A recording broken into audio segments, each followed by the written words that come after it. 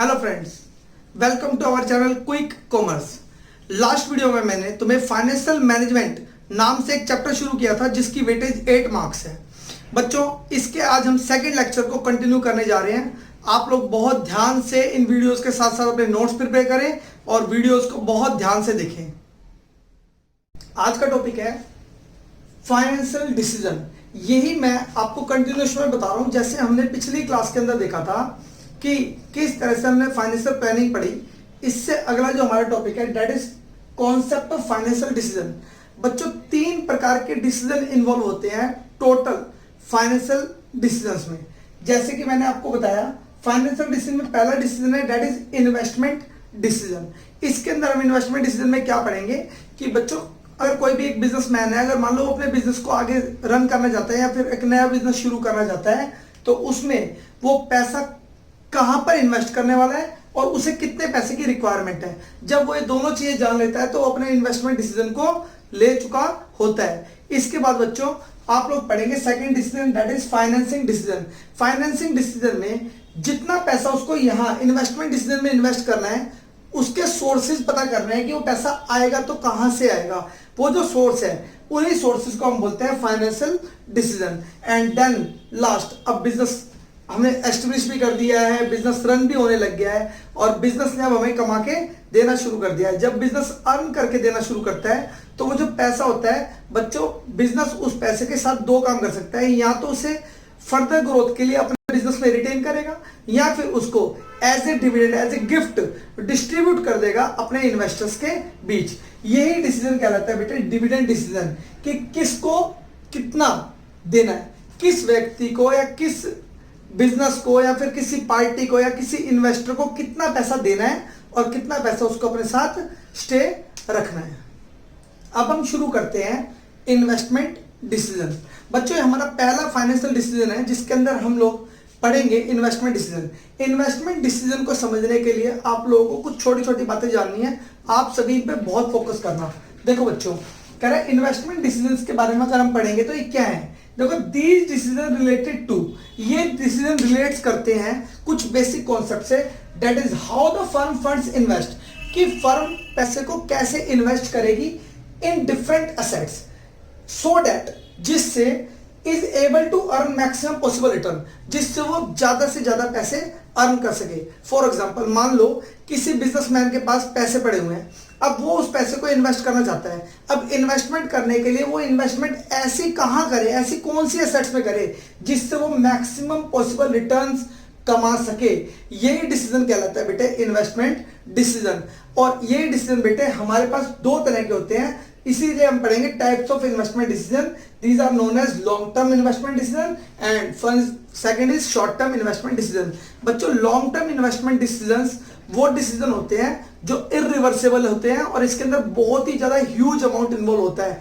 अगर ये decision business ने एक बार ले लिए हैं तो उसके बाद इनको रिवर्स नहीं किया जा सकता है। अगर आप लोग इसे रिवर्स करेंगे तो 100% बिजनेस को ह्यूज लॉस बियर करने पड़ेंगे। और इन्हीं डिसीजन का नाम होता है बेटे कैपिटल बजटिंग डिसीजंस। और बेटे जो शॉर्ट टर्म डिसीजंस हैं, शॉर्ट टर्म इन्वेस्टमेंट डिसीजन, इसके अंदर हम लोग छोटे छोटे बिजनेस को लिक्विडिटी को मेंटेन करने के लिए डिसीजन लिए जाते हैं। बट अब दिक्कत आएगी बच्चों, लिक्विडिटी क्या होती है बेटे? लिक्विडिटी होती है बिजनेस की कैश फाइनेंशियल पोजीशन, जिससे बिजनेस इंस्टेंटली क्विकली छोटे छोटे डिसीजंस में उसे सोचना नहीं पड़ेगा, उसके पास कैश अवेलेबल होगा, उसके पास लिक्विडिटी अवेलेबल होगी।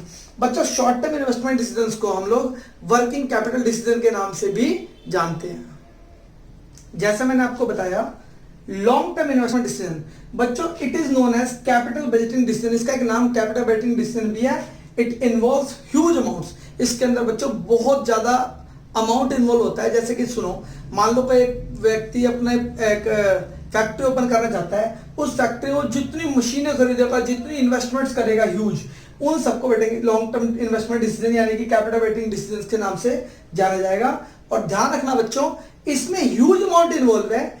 इसी की वजह से due to this these decision are irreversible. ये डिसीजन इरिवर्सिबल है। अगर कल को हम अपने बिजनेस को चेंज करने की सोचेंगे तो हमें ये असेट्स को सेल करना पड़ेगा और इनको सेल करने से हमें ह्यूज लॉस होंगे। इसीलिए इन डिसीजन को इरिवर्सिबल डिसीजन भी बोला जाता है। इसके बाद बच्चों हमारा सेकंड डिसीजन होता है that is short term investment decision. ये इन्वेस्टमेंट डिसीजन का सेकंड पार्ट है शॉर्ट टर्म इन्वेस्टमेंट डिसीजन।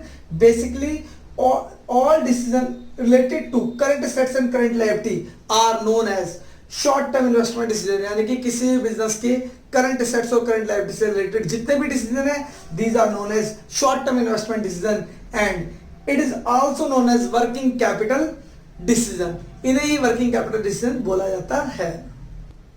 बच्चों इन्वेस्टमेंट डिसीजन जो होता है वो बेसिकली किन किन बातों को अफेक्ट करता है। बच्चों यहां पर हम दो बातें पढ़ेंगे, बहुत इंपॉर्टेंट है, बहुत इंपॉर्टेंट, आपसे रिक्वेस्ट है बहुत ढंग से आप पढ़ेंगे। सुनो, एक इन्वेस्टमेंट डिसीजन से किन किन चीजों पर फर्क पड़ेगा और एक किन किन चीजों पे फर्क पड़ने से इन्वेस्टमेंट डिसीजन अफेक्ट होंगे। बेटे दो अलग अलग बातें हैं, तो आप लोगों को जो मैं पहले पढ़ाने जा रहा हूं, पहले मैं हम लोग पढ़ने जा रहे हैं इन्वेस्टमेंट डिसीजन से किन किन चीजों पर फर्क पड़ेगा, किन किन फैक्टर्स पर फर्क पड़ेगा इन्वेस्टमेंट डिसीजन के गलत या सही होने से। तो बच्चों आप लोग शुरू करें मेरे साथ। इसके लिए देखो, दीज डिसीजन अफेक्ट्स, ये डिसीजन हमेशा अफेक्ट करेंगे बेसिकली इन चार फैक्टर को। बच्चों अगर हमारे इन्वेस्टमेंट डिसीजन गलत हो जाते हैं तो हमारे चार फैक्टर प्रॉपरली मूव नहीं कर पाएंगे, जिससे बिजनेस हैवी लॉस की तरफ चला जाएगा। बच्चों इसलिए इन्वेस्टमेंट डिसीजन हमेशा करेक्ट होना बहुत जरूरी होता है। देखो बच्चों सबसे पहले इन्वेस्टमेंट डिसीजन का फर्क पड़ने वाला है किन किन फैक्टर्स पे। तो बेटा सबसे पहले है ग्रोथ, रिटर्न, रिस्क और ओवरऑल प्रॉफिटेबिलिटी। बच्चों अगर हमारे तीनों फैक्टर अफेक्ट होंगे तो प्रॉफिटेबिलिटी ऑफ ए बिजनेस हमेशा हमेशा अफेक्ट होगी ही।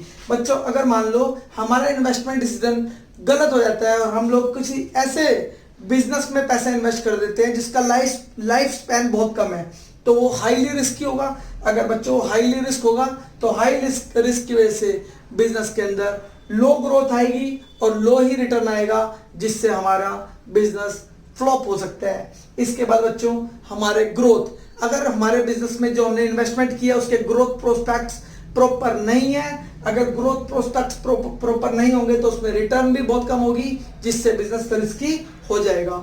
एंड इसके बाद बच्चों रिटर्न, अगर हम किसी ऐसे बिजनेस में इन्वेस्ट करते हैं जिसका रिटर्न बहुत कम है तो इसके मतलब है वो बिजनेस थोड़ा सा रिस्की है जो हमारे ओवरऑल ग्रोथ को अफेक्ट करेगा।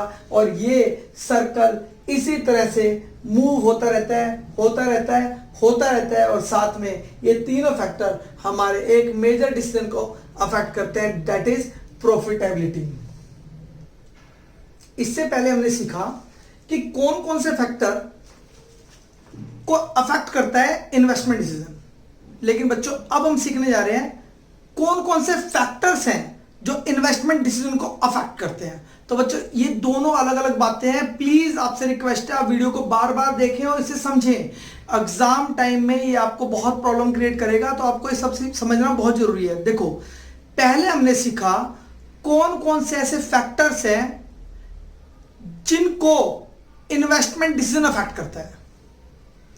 अब हम सीखने जा रहे हैं इन्वेस्टमेंट डिसीजन को अफेक्ट कौन कौन सी चीजें करते हैं, कौन कौन से फैक्टर्स करते हैं। बेटा दोनों अलग अलग बातें हैं, तो सबसे पहले सीखेंगे फैक्टर अफेक्टिंग इन्वेस्टमेंट डिसीजन, यानी कि कौन कौन से फैक्टर्स इन्वेस्टमेंट डिसीजन को अफेक्ट करते हैं जिसकी वजह से इन्वेस्टमेंट डिसीजन अफेक्ट होते हैं। यानी कि ये जो हमारा कॉन्सेप्ट है, इन कॉन्सेप्ट में मैंने आपको बताना है कि ये वो फैक्टर्स हैं जिनकी वजह से हम इन्वेस्टमेंट डिसीजन लेते समय हम सोचते हैं, जो हमारे लिए एक थिंकिंग प्रोसेस का काम करता है। देखो बेटे ये हैं वो फैक्टर्स। सबसे पहले बेटे हमारे पास rate of return of a project, rate of return of a project. मान लो बच्चों मेरी बात ध्यान से सुनो, मान लो एक व्यक्ति एक बिजनेस में पैसा इन्वेस्ट करना चाहता है और उसके लिए उसे पैसे चाहिए। अब मान लो उसने 10% पे बाजार से पैसा उठा लिया, फाइनेंसिंग डिसीजन से बाजार से लोन ले लिया 10% पर, और उसने जिस प्रोजेक्ट में उस पैसे को लगाया, अगर मान लो उस प्रोजेक्ट से रिटर्न ही 8% का है, तो बच्चों आप मुझे बताओ क्या 2% वो अपने घर से देगा? नहीं।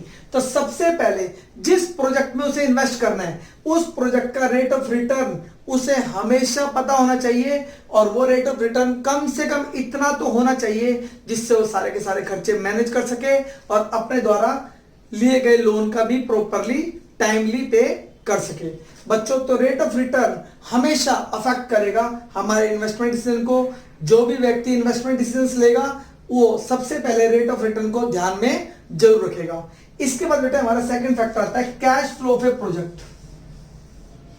Cash flow of a project बच्चों बहुत सारे ऐसे प्रोजेक्ट्स होते हैं जिसके अंदर इन्वेस्टमेंट करते समय हम बहुत ज्यादा ह्यूज अमाउंट लगा देते हैं, लेकिन उसके बाद उससे आने वाला कैश इनफ्लो बहुत धीरे धीरे आ रहा होता है। तो सबसे पहले में cash flow of a project ध्यान रखना है। कहीं ऐसा तो नहीं है कि हमारा पैसा लग एक साथ रहा है और वो बहुत धीरे धीरे हमारे पास रिटर्न आ रहा है, जिसकी स्लो स्पीड इतनी है जिससे हम लोग अपने नॉर्मल डेली वेजेस के एक्सपेंसेस को भी मैट नहीं कर पा रहे हैं और हमारी इनकम भी कम है। लगता है कि वो पैसा आ रहा है और बहुत ज्यादा आ रहा है, लेकिन बच्चों ध्यान रखना अब पैसे के आने की स्पीड बहुत स्लो है, जिसकी वजह से टाइम वैल्यू ऑफ मनी के कारण वो ज्यादा पैसे भी हमारे बिजनेस के लिए कम रह जाएंगे और हम उसके अंदर इन्वेस्ट नहीं करेंगे। ये कुछ ऐसे एग्जांपल हुआ, मान लो मैंने किसी से 10 लाख रुपए की एक कार परचेज की और मैंने उसे कहा कि मैं तुझे 500 रुपए महीने में लाइफ टाइम इसे पे करता रहूंगा, तो ये कैश फ्लो में प्रोजेक्ट वो मुझे गाड़ी नहीं देगा क्योंकि ये उसके लिए एक लॉस वाला प्रोजेक्ट है। तो बच्चों ध्यान रखना cash flow of a project हमेशा अफेक्ट करता है इन्वेस्टमेंट डिसीजन को। कोई भी व्यक्ति इन्वेस्टमेंट करते समय ये बात जरूर जानना चाहेगा कि बिजनेस का कैश फ्लो कैसा है। And third one is investment criteria involves. बेटे अब सुनो, हर कोई बिजनेस चाहता है या हर कोई व्यक्ति चाहता है कि यार हम ना इस तरह के बिजनेस में इन्वेस्ट करें जिसमें बहुत ज्यादा कमाई हो, टेली कम्युनिकेशन इंडस्ट्री खोल दें या हम लोग एयरलाइन इंडस्ट्री ओपन कर दें। लेकिन बच्चों सभी ऐसा नहीं कर पाते हैं क्योंकि इन्वेस्टमेंट करते समय इन्वेस्टमेंट क्राइटेरिया भी इन्वॉल्व होता है। अगर इन्वेस्टमेंट इतनी ज्यादा है जिसके लिए हम फंड या रेज नहीं कर पाएंगे या फिर वो हमारे बस में नहीं है तो हम लोग उसके अंदर इन्वेस्टमेंट नहीं करते। तो कोई भी व्यक्ति जब भी इन्वेस्टमेंट डिसीजन लेता है तो ये बात जरूर ध्यान रखता है कि इन्वेस्टमेंट क्राइटेरिया कैसा है। अगर इन्वेस्टमेंट बहुत ज्यादा बेटर है तो या उसके बस में है तो वो इन्वेस्टमेंट करेगा, अदरवाइज वो उस बिजनेस के अंदर इन्वेस्टमेंट नहीं करेगा।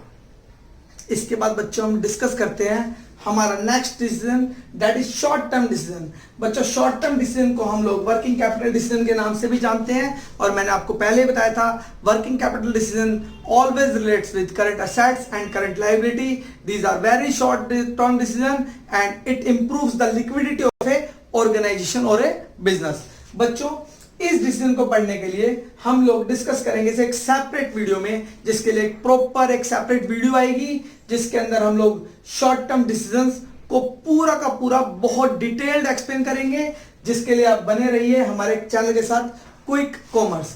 बच्चों बात सुनो, मुझे आप लोगों को इससे पहले यहां तक की 2 वीडियो एक बार रिवाइज करानी है। आप लोग मेरे साथ बने रहेंगे 5 मिनट लगाकर हम लोग इसे कवर करेंगे। और किसी बच्चे को डिटेल पढ़नी हो तो मेरी वीडियोस को शुरू से सिक्वेंशियल देखे ताकि उसको चैप्टर बहुत अच्छे से समझ आए। आपके जुलाई के महीने में होने वाले एग्जाम्स के लिए बहुत बढ़िया रहेगा और जो बच्चों को अगले साल पेपर देने हैं उनको ये सिलेबस पढ़ने में हेल्प करेगा। इसमें इस वीडियोस के साथ साथ मैं आप लोगों को बहुत सारे केस स्टडीज भी कराने वाला हूं जो हमारे इसी बोर्ड पे होंगे, इसी क्लास में होंगे, इसी चैनल पे होंगे। और सुनो, अभी तक हम लोगों ने एक चैप्टर शुरू किया था that is financial management. Financial management में मैंने सबसे पहले बिजनेस फाइनेंस के बारे में तुम्हें बताया। बिजनेस फाइनेंस होता क्या है? बेसिकली रूटीन एक्टिविटीज करने के लिए जो भी हम लोग पैसा खर्च करते हैं, these are known as business finance. अब बिजनेस फाइनेंस को प्राप्त करने के लिए हम लोगों को बिजनेस फाइनेंशियल डिसीजन लेने पड़ते हैं, जिन डिसीजन को हम फाइनेंशियल मैनेजमेंट भी बोलते हैं। बच्चों मैनेजमेंट के अंदर बेसिकली 2 ही उसके ऑब्जेक्टिव थे, primary and secondary. First is wealth maximization, second is profit maximization. बच्चों दोनों डिसीजंस को आप लोगों ने पढ़ा, इससे पिछली वीडियो में देखा। इसके बाद मैंने आपको फाइनेंशियल प्लानिंग बताई, उसकी इंपॉर्टेंस बताई, उसकी ऑर्गेनाइजेशंस बताई। आप लोग बहुत बढ़िया से उसे देखेंगे। और उसके बाद आज की वीडियो में मैंने आपको बताया कि फाइनेंशियल डिसीजंस को 3 तरह से तोड़ा जाता है, 3 प्रकार के डिसीजन होते हैं। पहला डिसीजन है इन्वेस्टमेंट डिसीजन, सेकंड है financing decision and third one is dividend decision. तो बच्चों आज मैंने आपको वीडियो में शुरू किया इन्वेस्टमेंट डिसीजन। इन्वेस्टमेंट डिसीजन को मैंने आपको बताया कि पैसा कितना और कहां पर लगाना है। इस डिसीजन को लेने के लिए आप लोग आगे आए और ये डिसीजन बेसिकली दो तरह का डिसीजन था, जिसके अंदर लॉन्ग टर्म और शॉर्ट टर्म दोनों डिसीजन मैंने कवर किए। मैंने आप लोगों को दोनों को पढ़ाते समय बताया लॉन्ग टर्म डिसीजन में बहुत ह्यूज अमाउंट इन्वॉल्व होता है, इसलिए this decision are irreversible in nature. और मैंने इसको बताया कि ये डिसीजन अफेक्ट करता है बहुत सारे फैक्टर्स को। ये डिसीजन अफेक्ट करता है प्रॉफिटेबिलिटी को, ग्रोथ को, रिस्क को एंड रिटर्न को। लेकिन बच्चों कुछ इस तरह के फैक्टर्स भी थे जो इस डिसीजन को अफेक्ट करते हैं, that is cash flow of organization, या फिर रिटर्न ऑफ ए बिजनेस, या फिर इन्वेस्टमेंट क्राइटेरिया इन्वॉल्व्स। बच्चों मैंने इस वीडियो में आप लोगों को सब बताई। इसके बाद मैंने आपको लास्ट में बताया working capital decision, that is short term decision. Short term decision को पढ़ाते समय मैंने आप लोगों को बताया कि इसके लिए मैं आपको एक सेपरेट वीडियो बना के दूंगा। यहीं तक मैंने आपके चैप्टर को कवर किया है। इसके बाद हम अगली वीडियो में डिस्कस करेंगे अपने फाइनेंशियल डिसीजन और शॉर्ट टर्म इन्वेस्टमेंट डिसीजन के लिए एक सेपरेट वीडियो आएगी। आप लोग वेट करें, बहुत अच्छे से सीखें। एग्जाम ओरिएंटेड क्लासेस हैं, आप लोगों को क्लासेस आई होप बहुत समझ आ रही होंगी। अपने फ्रेंड्स के साथ शेयर करें, आपके क्लास में जितने भी बच्चे थे जो पढ़ते थे या जिनका एग्जाम देने हैं उनके साथ शेयर करें। चैनल को सब्सक्राइब करें, आगे आने वाली सारी वीडियोस को बहुत बढ़िया से देखें। Okay bye.